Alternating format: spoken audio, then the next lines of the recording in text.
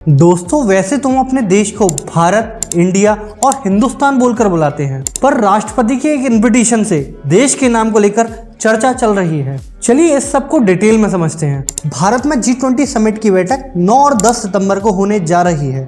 इसके लिए राष्ट्रपति भवन में एक डिनर का आयोजन किया जाएगा। इस डिनर में शामिल होने वाले लोगों को राष्ट्रपति भवन से एक इनविटेशन कार्ड भेजा गया। इस इनविटेशन कार्ड पर प्रेसिडेंट ऑफ भारत लिखा हुआ था। अभी तक इसके लिए प्रेसिडेंट ऑफ इंडिया लिखा जाता रहा है। इस कार्ड के वायरल होते ही पूरे देश में एक चर्चा शुरू हो गई। क्या देश का नाम इंडिया से भारत करने जा रही है मोदी सरकार? इतना ही नहीं, इसी दिन एक फोटो और देखने को मिली। इस फोटो में प्रधानमंत्री नरेंद्र मोदी के इंडोनेशिया दौरे का जिक्र है। इसमें भी प्राइम मिनिस्टर ऑफ इंडिया की जगह प्राइम मिनिस्टर ऑफ भारत लिखा हुआ है। इसे देखकर देश और दुनिया में खबर चलने लगी, आने वाले संसद के स्पेशल सेशन में मोदी सरकार देश का नाम बदल सकती है। इसे देखकर पूरे देश में राजनीति भी तेज हो गई। उत्तराखंड के सीएम पुष्कर सिंह धामी ने ट्वीट किया, गुलामी की मानसिकता पर एक और गहरी चोट, और लिखा, प्रेसिडेंट ऑफ भारत लिखा जाना प्रत्येक देशवासी के लिए गौरव का क्षण है। इसके बाद सभी राजनीतिक पार्टियों की तरफ से ट्वीट करना शुरू हो गया। विपक्ष के इंडिया गठबंधन की तरफ से आम आदमी पार्टी के नेता राघव चड्ढा ने भी ट्वीट किया,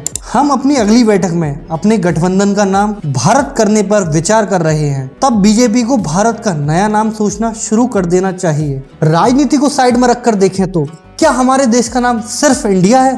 भारतीय संविधान के आर्टिकल 1 को देखें तो उसमें लिखा है, India that is Bharat shall be A union of states. मतलब इसमें इंडिया और भारत दोनों शब्दों का यूज किया गया है। इसके अलावा हम अपने पासपोर्ट, डीएल, आधार कार्ड और पैन कार्ड को भी देखें तो उसमें भी भारत और इंडिया दोनों शब्दों का यूज किया गया है। तो देश में इंडिया वर्सेस भारत क्यों हो रहा है? दोस्तों अगले साल देश में लोकसभा के चुनाव हैं और विपक्षी पार्टियों ने एक होकर अपना एक गठबंधन बना लिया है इंडिया नाम से। विपक्ष को काउंटर करने के लिए बीजेपी भारत शब्द ले आई और पूरे देश में भारत वर्सेस इंडिया होने लगा। नाम चेंज करने के लिए 2016 और 2020 में सुप्रीम कोर्ट में एक पिटीशन डाली गई। इन पिटीशंस में देश का नाम इंडिया से चेंज कर भारत करने की मांग की गई, पर सुप्रीम कोर्ट ने उन्हें कैंसिल कर दिया। अपने देश के नामों की बात करें तो प्राचीन काल से भारत को अलग अलग नामों से जाना जाता है, जैसे जम्बूद्वीप, भरतखंड, अजनाब वर्ष, भारतवर्ष, आर्यवर्त, हिंद,